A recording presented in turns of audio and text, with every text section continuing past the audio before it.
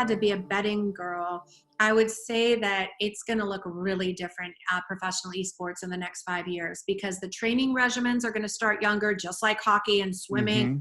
You're playing right into one thing that I want to talk about is that, at that youth level, and we're talking about, Gen Z being the generation that's coming, I'm going to be really interested to see the psychological developments of a generation that grew up where gaming is normal and it is becoming the cool thing to do. Because one of the things that has been a part of gaming culture in my lifetime, in my experience, is, it seems almost 99% of everyday gamers, not necessarily esports famous professional players, but the masses that represent gaming culture, oftentimes didn't grow up as the cool kid in school, right? And you just touched on it a little bit, but when they're gaming, it has that anonymity factor to it where maybe they feel a little bit more comfortable sharing their opinions on things or being themselves and coming out of their shell. And what they find in gaming is that people would almost support and love that. So then they thrive in that environment. And it's an opportunity for self-expression, right? And for a person that probably hasn't had that in their life. So I think the healthy sides of gaming as a youth are it's giving you that ability to express yourself in a way that other traditional sports maybe haven't given you the opportunity if you're not an athletic type.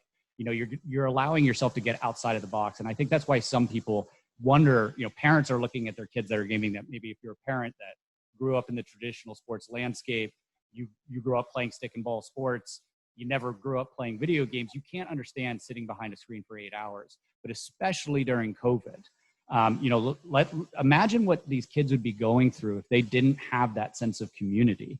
And I think that's a really interesting topic to open up is the benefits right now that this is doing for just the psychological health of these kids, getting a sense of community.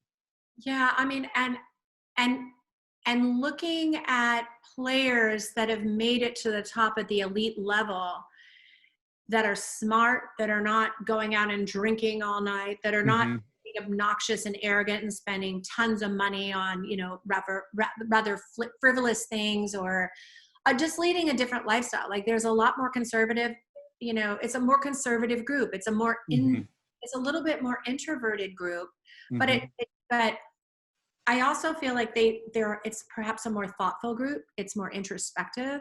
They care about things differently, and I don't think they're seeing some of the differences in race and gender and all the kinds of things that are inherent in practically everything else on our planet.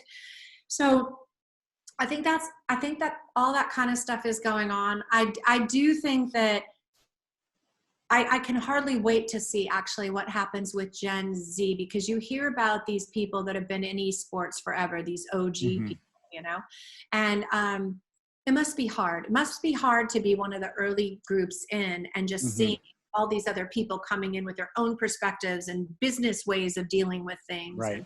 And all of that. But I will tell you this, that if I had to be a betting girl, I would say that it's going to look really different at professional esports in the next 5 years, because the training regimens are going to start younger, just like hockey and swimming, football and all of that. The kind of discipline that they're going to adhere to as they're training is going to adapt, right?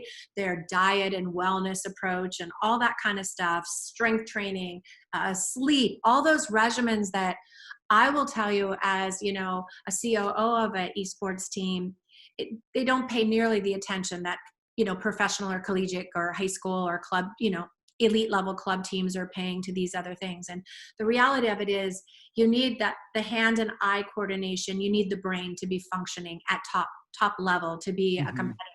So what do I think will happen? I think we're going to see players becoming better earlier. I think that colleges are going to evolve their curriculums the same way they already did in traditional sports so many years ago, and have this be a viable option. And perhaps that path to pro is not graduating from high school and going immediately into the pros, but maybe you do, have a few years in a collegiate space, and maybe the lifespan of being a professional gamer extends because the process that one adhered to get to the top level is being done very differently than it has been in these last 10 years. Yeah, absolutely. And they're not even mutually exclusive, right? You can still go to college and be a professional gamer. So it isn't like you have to pick the path, right? I don't know what kind of sanctions and rules will come in with the NCAA as that develops. I don't know. But then you'll have a whole different argument about, well, I'm just going to go to college as a student because I make plenty of money as a professional gamer and I want that experience in my life. And maybe I'll just go about it that way. That I'm not an athlete of the school, but I'm a professional athlete within. That's right. Maybe I'm not playing for my school. I mean, you potentially could. I mean, our professional players for the Outlaws train about 6 days a week, and they're Right. training long of hours, and then above and beyond that, which I don't. They all there's all different kinds of viewpoints on it, but many of them stream beyond their scrims. Some people believe that more is more. I don't Yeah. know if always more is more, but some do.